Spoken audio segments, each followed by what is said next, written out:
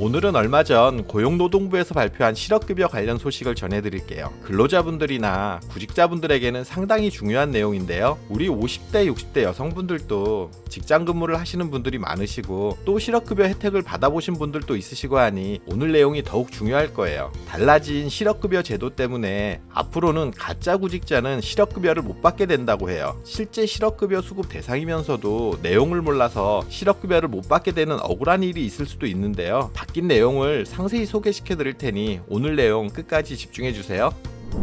안녕하세요. 알아두면 삶이 힘이 되는 채널 매일 3분입니다.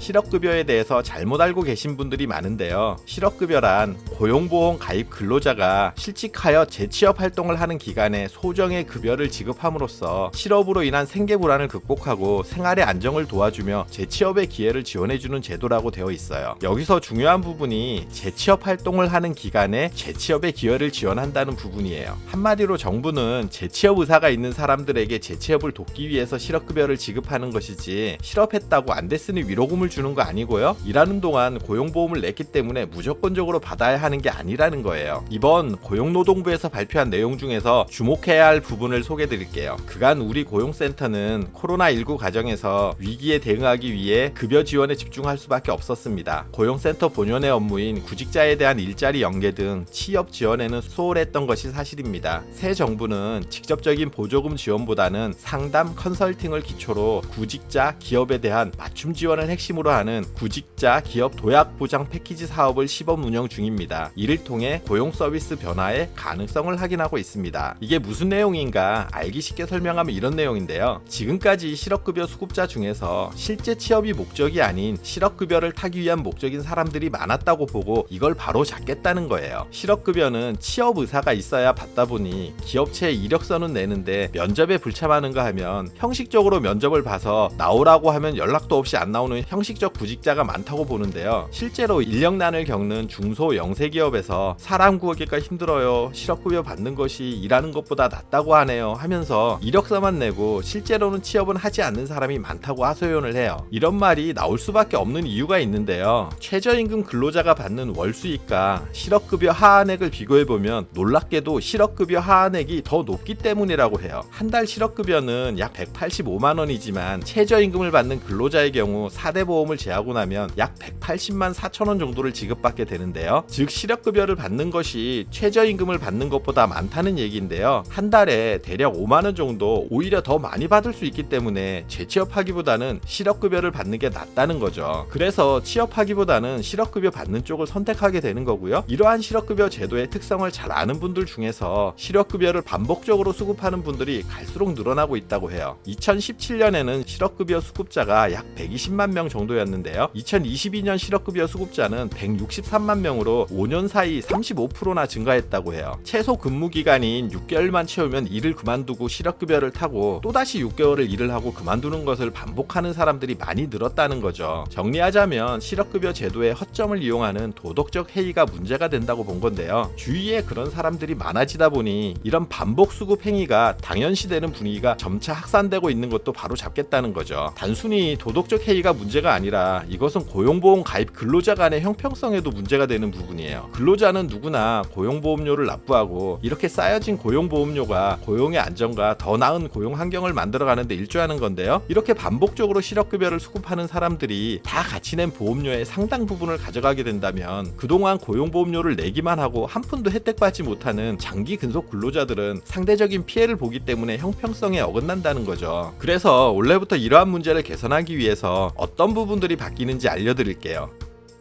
첫 번째는 실업급여 수급자 구직활동 촉진 및 모니터링을 강화한다는 내용이에요. 작년 7월 발표한 실업인정 재취업활동 기준 강화 방안의 내용이 일부 수급자에게만 적용이 됐는데요. 올해 5월부터는 이걸 전면적으로 시행한다는 거예요. 실업급여 일반 수급자의 경우 실업인정 차수 1차, 4차에는 고용센터 출석을 통해 1차 시에는 초기 상담 및 집체교육을 받아야 하고 4차 시에는 구직의사와 구직 능력에 관한 중간 점검을 받기 위해 의무 출석을 하게끔 강화가 됐어요. 한마디로 실업급여를 타려면 고용센터에 의무 출석해서 실제 취업 의사가 있음을 증명하라는 내용이에요. 그리고 재취업 활동 의무 횟수도 증가됐는데요. 1차에서 4차 시까지는 4주 1회이고 5차부터는 4주 2회 이상 의무적으로 재취업 활동을 실시해야 해요. 이력서 놓고 면접 보고 하는 재취업 활동을 지금까지보다 더 많이 해야 한다는 내용이에요. 그리고 수급자별 특성을 반영해서 반복, 장기 수급자의 경우 실업 인정 방식을 차별화했는데요. 반복 수급자의 재취업 활동은 구직 활동으로만 제한하면서 장기 수급자는 8자 이상부터 매주 1회 이상 구직 활동을 수행해야 실업을 인정받을 수 있게 됐어요. 한마디로 반복, 장기 수급자는 더욱 조건을 까다롭게 해서 도덕적 해이를 막겠다는 거예요. 이처럼 재취업 활동을 강화하고 또 모니터링을 통해 허위, 형식적인 구직 활동이나 정당한 사유 없이 면접에 불참하거나 취업이 됐는데도 취직하지 않고 거부하는 등의 경우는 확인이 되면 실업급여를 지급하지 않는다는 거예요. 모니터링을 통해 부정수급자로 판단이 될 경우 실업급여를 아예 못 받을 수 있으니 이 부분은 꼭 알아두시고 주의하셔야 해요.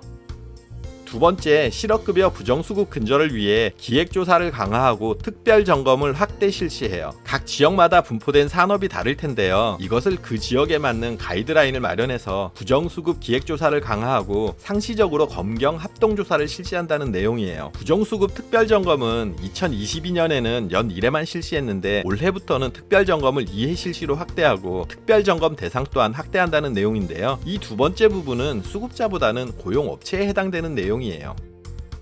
세 번째는 구직급여 반복수급 행태를 개선한다는 내용인데요. 여기서 반복수급은 실업급여를 5년간 3회 이상 받는 걸 말해요. 이렇게 반복적으로 받는 분들의 경우 받는 금액을 줄이거나 대기기간을 연장해서 불편을 주겠다는 건데요. 대기기간을 연장한다는 말은 급여 수급이 시작되는 시기가 더 멀어진다는 얘기예요. 반복수급자의 경우 얼마나 금액이 감액되는지 살펴보면요. 5년간 3회 수급자는 10%, 4회 수급자는 25%, 5회 수급자는 40%, 6회 이상 수급자는 50%까지 줄어들어서 지급액을 최대 50%까지 감액하는 내용이에요. 그리고 이것보다 더 강경한 정책이 있는데요. 고용보험 의무 가입 기간을 더 늘린다는 내용이에요. 실업급여를 받을 수 있는 조건은 고용보험에 가입되어 있으면서 직장에서 근무한 기간이 180일, 그러니까 6개월 이상이면 실업급여를 받을 수 있는데요. 앞으로는 고용보험 의무 기간을 4개월 더 늘린 10개월로 변경할 방침이라고 해요. 거의 2배 가까운 기간을 근무해야 실업급여 대상이 되는 거라 상당히 강경한 정책이라고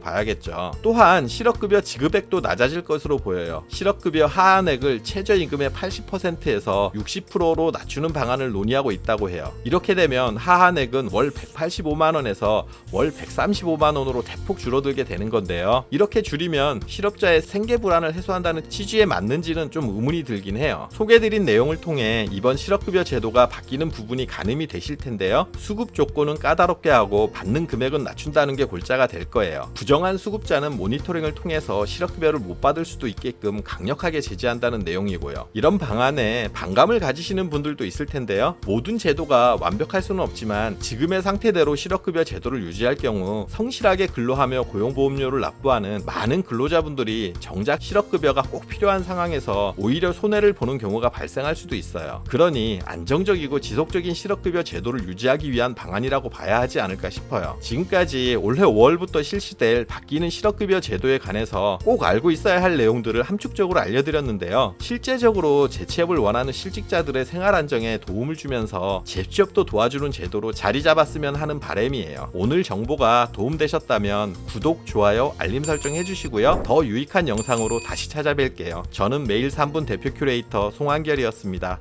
감사합니다.